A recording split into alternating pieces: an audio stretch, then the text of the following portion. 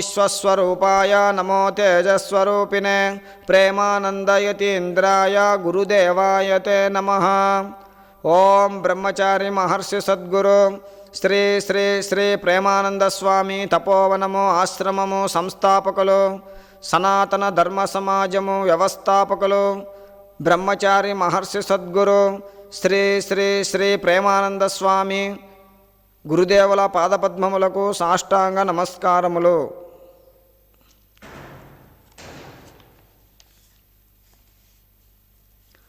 17వ అధ్యాయము అష్టమి పవిత్రారోపణం. శ్రావణ శుక్ల సప్తమి నాడు అధివాసం చేయించి అష్టమి నాడు ఆచరించవలసినది పవిత్రారోపణం. అమ్మవారు అంతటా వ్యాపించి ఉంది కాబట్టి దీనిని ఆచరించిన వారు అన్ని యజ్ఞాలు వ్రతాలు దానాలు చేసిన ఫలము, అన్ని తీర్థాలలో స్నానం చేసిన ఫలము పొందుతారు. అంతేకాక ఈ వ్రతం చేసిన వారు ధనహీనులు కారు. అన్ని దుఃఖాలు, వ్యాధులు, శత్రుపీడలు, గ్రహపీడలు అన్నిటి నుండి రక్షింపబడతారు. చిన్న కోరికల నుండి పెద్ద కోరికల వరకు అన్నీ తీరుతాయి. స్త్రీలు పురుషులు అందరూ ఈ వ్రతాన్ని ఆచరించవచ్చు. శ్రావణ శుక్ల సప్తమి నాడు అమ్మవారిని భక్తిగా ప్రార్థించి ముందుగా పంచగవ్య ప్రాసన చెయ్యాలి. చరువుతో దిక్కులన్నిట బలి ప్రదానం చెయ్యాలి. తరువాత ఆకులు వస్త్రంతో పవిత్రాన్ని ఆచ్ఛాదన చెయ్యాలి. దేవి ఉపదేశిత మంత్రం లేదా నామమంత్రం 100 మార్లు జపించి అభిమంత్రించి శోభాయమానంగా ఉన్న పవిత్రాన్ని దేవి సమక్షంలో స్థాపన చెయ్యాలి. తరువాత అమ్మవారికి మండపాన్ని ఏర్పరిచి రాత్రి నృత్య సంగీతాలతో ఉత్సాహంగా జాగరణ చెయ్యాలి. మరుసటి రోజు విధి విధానంగా స్నానాదులు చేసి మరలా పూజ చెయ్యాలి. సువాసినులకు విప్రులకు భోజనం పెట్టాలి. ముందుగా అమ్మవారికి పవిత్రాన్ని అర్పించి తరువాత దక్షిణ ఇవ్వాలి. వారి సామర్థ్యాన్ని అనుసరించి కార్యసిద్ధిని కలిగించే ఈ వ్రతాన్ని నియమబద్ధంగా చెయ్యాలి.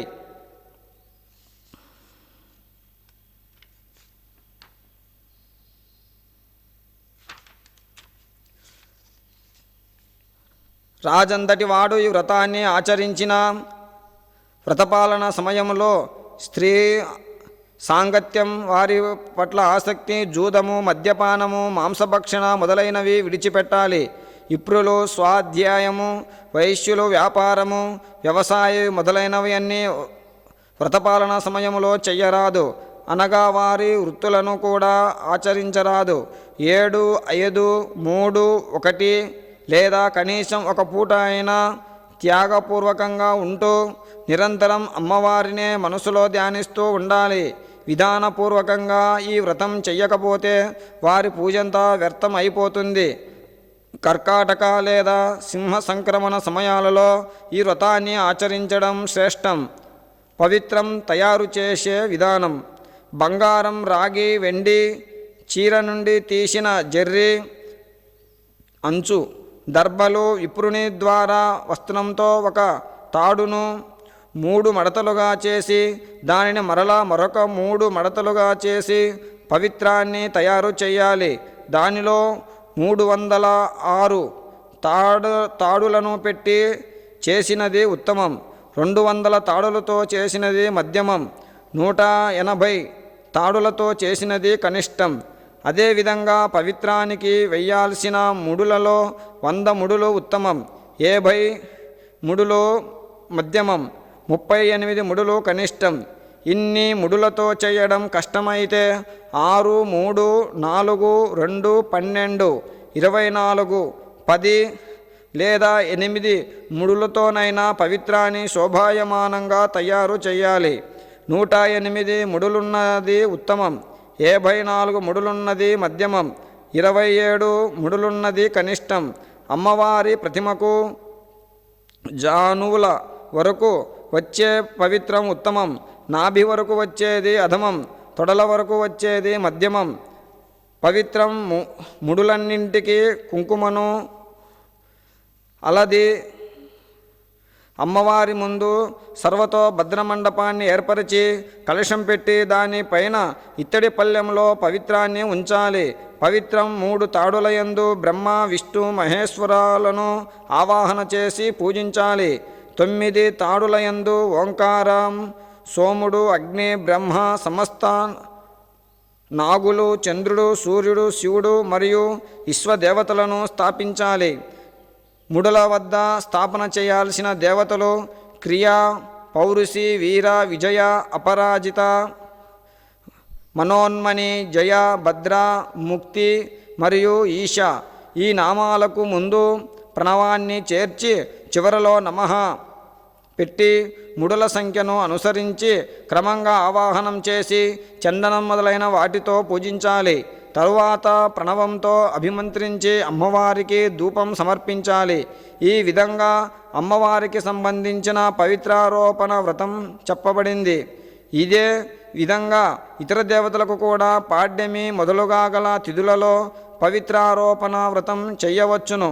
పాడ్యమి మొదలుకొని కుబేరుడు, లక్ష్మి, గౌరీ, గణేశుడు, చంద్రుడు, బృహస్పతి, సూర్యుడు, చండిక, అంబ, వాసుకి, ఋషిగణం, చక్రపాణి, అనంతుడు, శివుడు, బ్రహ్మ పితరులను ఉద్దేశించి వ్రతాన్ని ఆచరించాలి. ఇవి ముఖ్యమైన దేవతల పవిత్రారోపణ వ్రత విధి. వీరి అంగదేవతల పవిత్రాలు 3 తాడులతో ఉండాలి. నవమి కుమారి దుర్గా పూజ. ఓ సనత్కుమార, శ్రావణ మాసములో ఉభయ పక్షాలలో వచ్చే నవమి తిథి నాడు కుమారి పేరుతోనున్న దుర్గను విధి విధానాలతో పూజించాలి. ఆ రోజున పాలు, తేనె మాత్రమే ఆహారంగా తీసుకొని నక్తవ్రతం లేదా ఉపవాసం చెయ్యాలి. కుమారి పేరుతోనున్న పాపనాశిని దుర్గా చండికా ప్రతిమను వెండితో చేయించి పూజించాలి. గంధం, చందనం, గన్నేరు, పువ్వులు, దశాంగ ధూపము, మోదకాలు అర్పించాలి. పిమ్మట కుమారి కన్యలకు, స్త్రీలకు, విప్రులకు శ్రద్ధగా భోజనం పెట్టి కర్త మాత్రం మౌనంగా ఉంటూ మారేడు దళాలను ఆహారంగా స్వీకరించాలి. ఈ విధంగా అత్యంత శ్రద్ధగా దుర్గా పూజను చేసిన మానవుడు దేవగురువైన బృహస్పతి ఉండే స్థానాన్ని చేరుకుంటాడు. ఈ వ్రతాచరణ అన్ని పాపాలను పోగొడుతుంది, సకల సంపదలను కలగజేస్తుంది, పుత్ర పౌత్రాదులను లభింపజేసి ఉత్తమ గతులను ప్రసాదిస్తుంది. శ్రీ స్కాంద పురాణంలో ఈశ్వర సనత్కుమార సంవాద రూపంగానున్న శ్రావణ మాస మాహాత్మ్యమందు 17వ అధ్యాయము సమాప్తము.